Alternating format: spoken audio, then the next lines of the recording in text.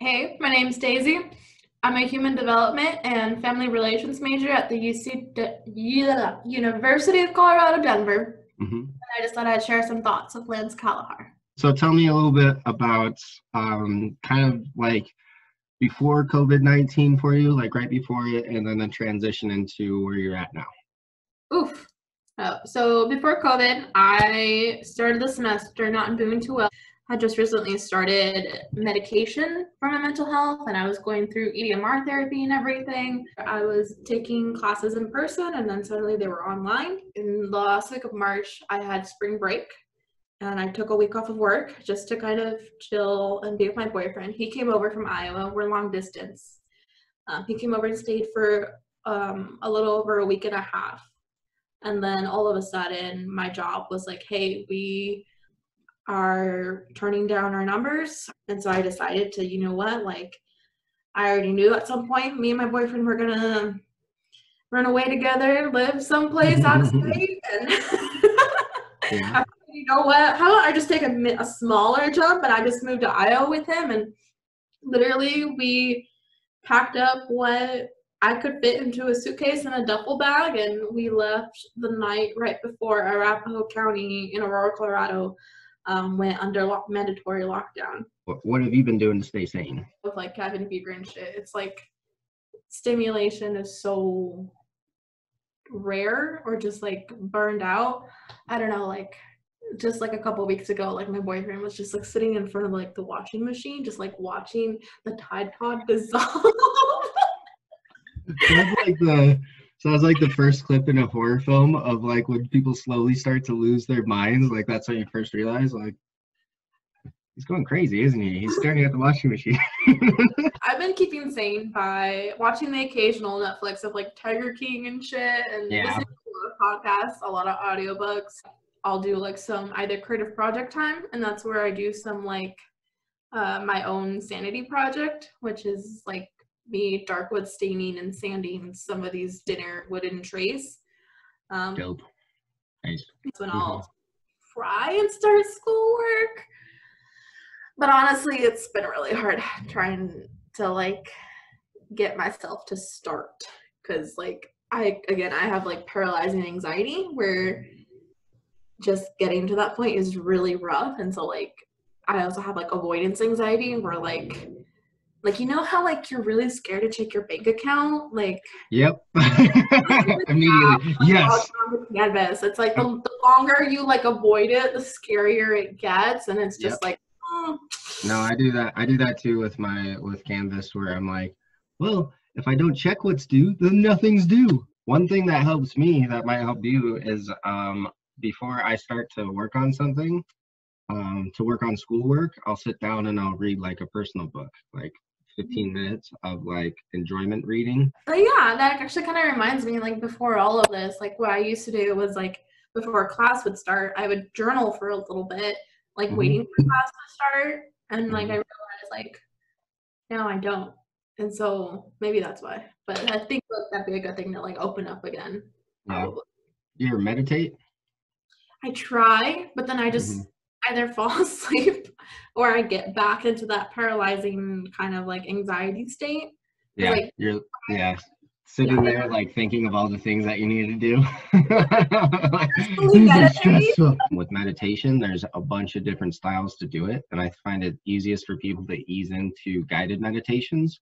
And it doesn't even need to be like a guided, like somebody talking to you about meditating. It could be literally your audiobook, but you sit there and you close your eyes and you focus on nothing but that. It's more of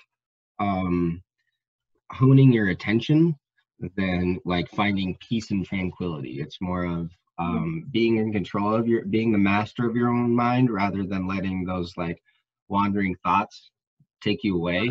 And usually how that starts too is like that's going to happen irregardless when you first start with it. When I first tried to start doing it was I sat down and I'm like, I'm terrible at this. This is pointless.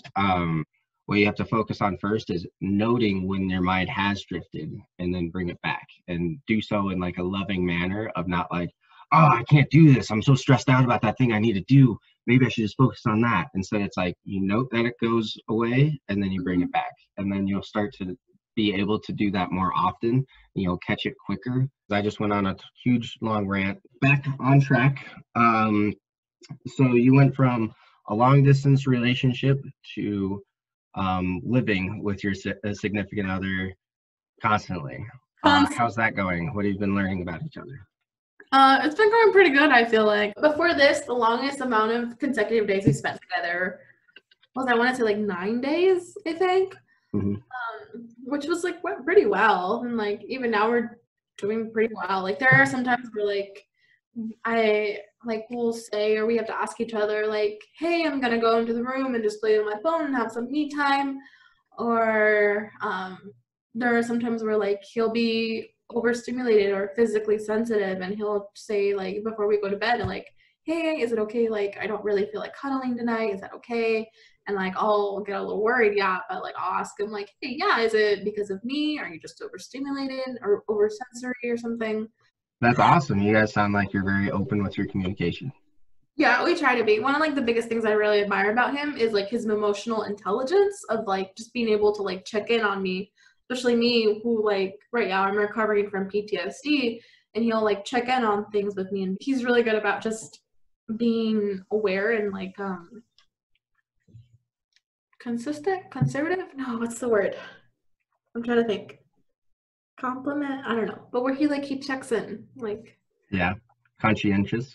Conscientious about it, yeah. Sorry. English is not my first language, sorry. I'm good with other people's words. I'm not good at coming up with my own words, but I'm like, this is the word that you're looking for. As shitty as the situation is like worldwide, that's I keep finding people that have these like small wins here and there. Like my aunt is reconnecting with her family, and this has given you the opportunity to live and spend some time with your significant other.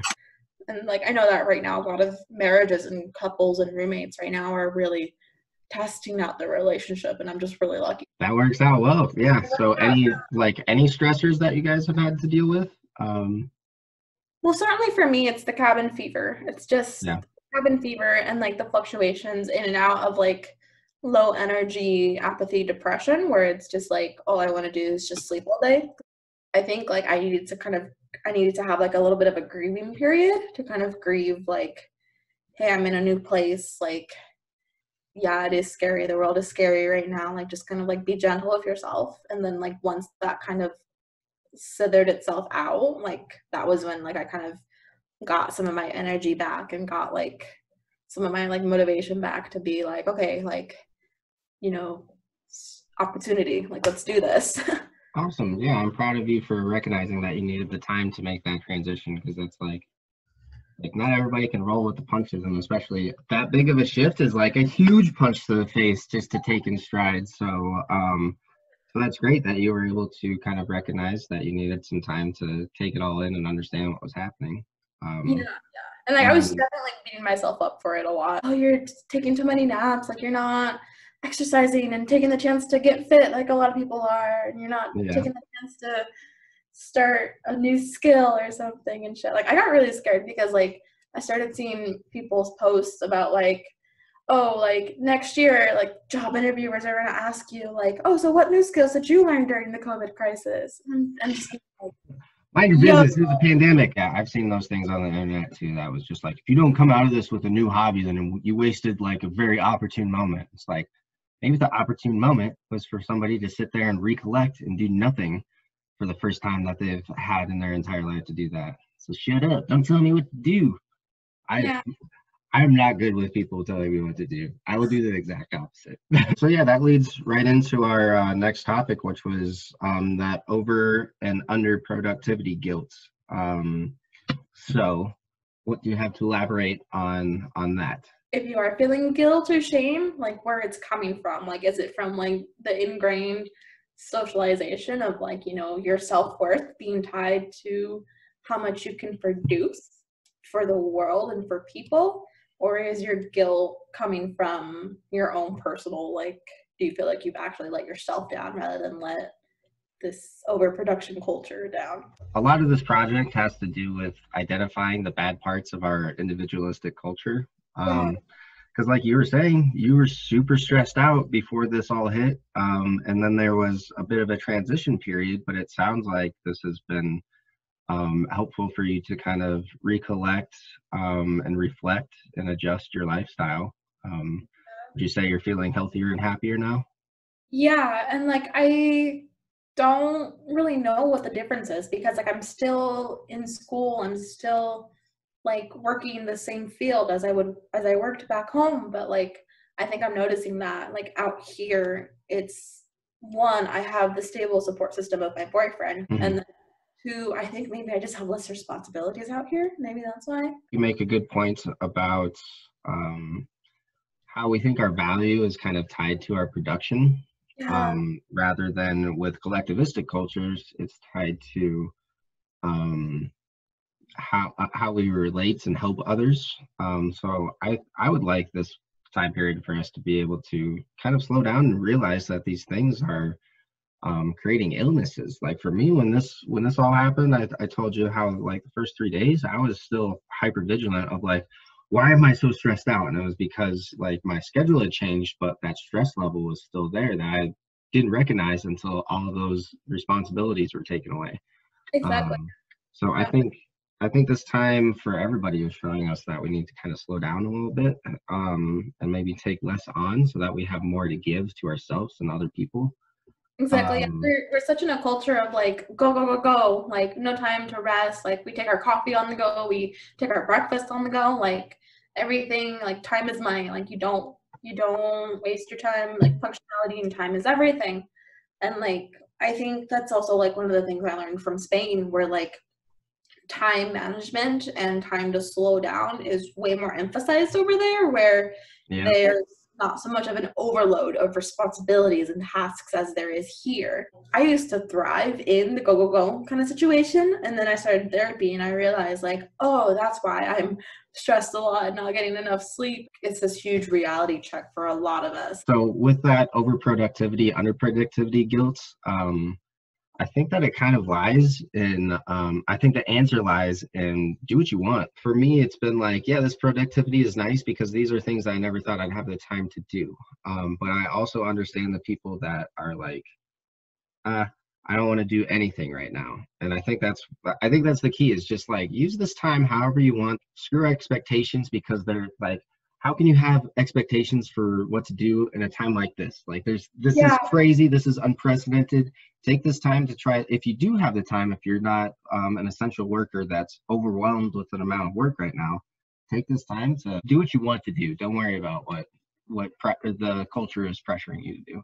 I do want to get back to like Spain though, just you know. because like that first like the first few times I went out to eat at night, um, like I usually had to get back and do some type of like writing or something, and I started to get super anxious about like when is this waiter going to get here?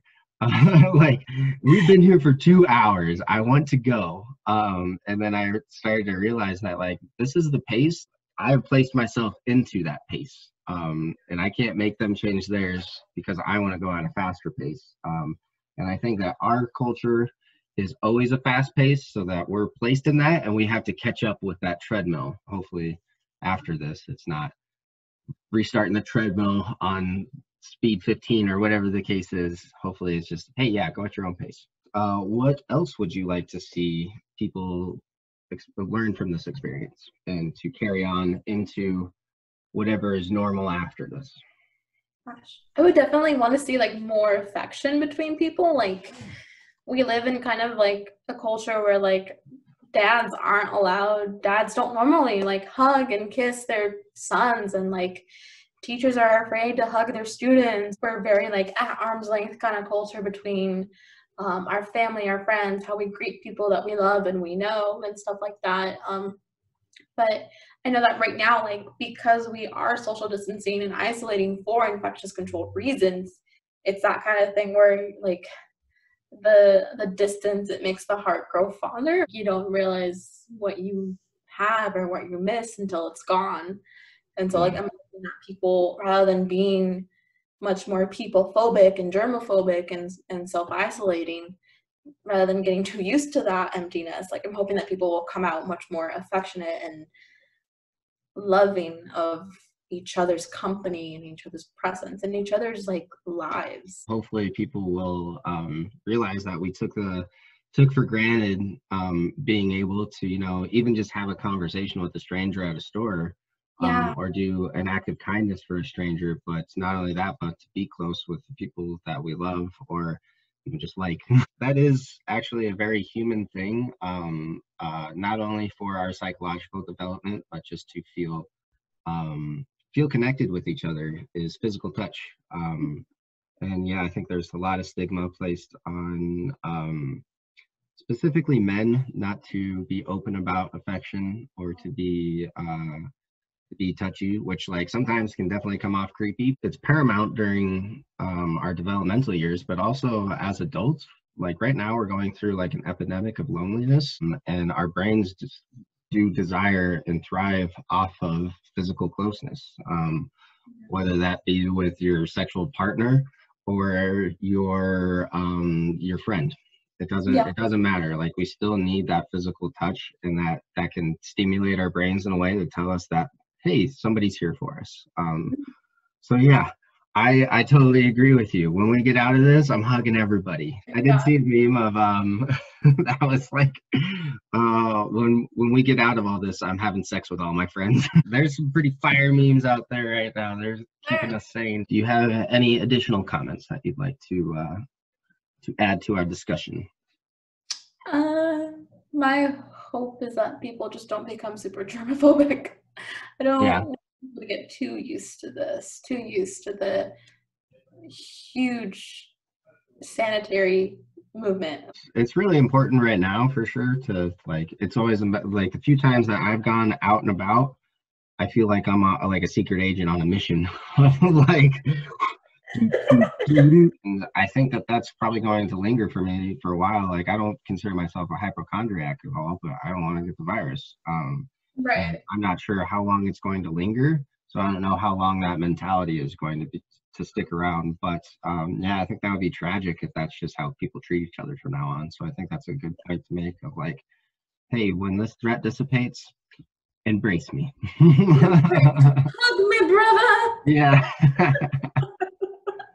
Well, sweet. I really appreciate you taking the time to help me with this project, Daisy, and providing your unique insight. The reason I started this is because I realized everybody has a unique perspective on this. Not to downplay how terrible it is and how scary it is, but I keep seeing, when I do these interviews, I keep seeing the best in us, really. And I think that's like an absolute, like an adorable love story of like why I got to go live with my long distance boyfriend, and we've been very communicative and open and supportive of each other, while you've been able to process some other things that you wouldn't have been able to process if we were still in our current rat race. So and yeah, I really appreciate your insight on the overproductivity, underproductivity thing, because I've seen that around and I haven't really thought too much about it because I've just been in my own lane. And hopefully we can come out with it with some lessons like you shared with us. So I really appreciate your time and your insight. So Thank you. Appreciate you reaching out. Yeah, absolutely.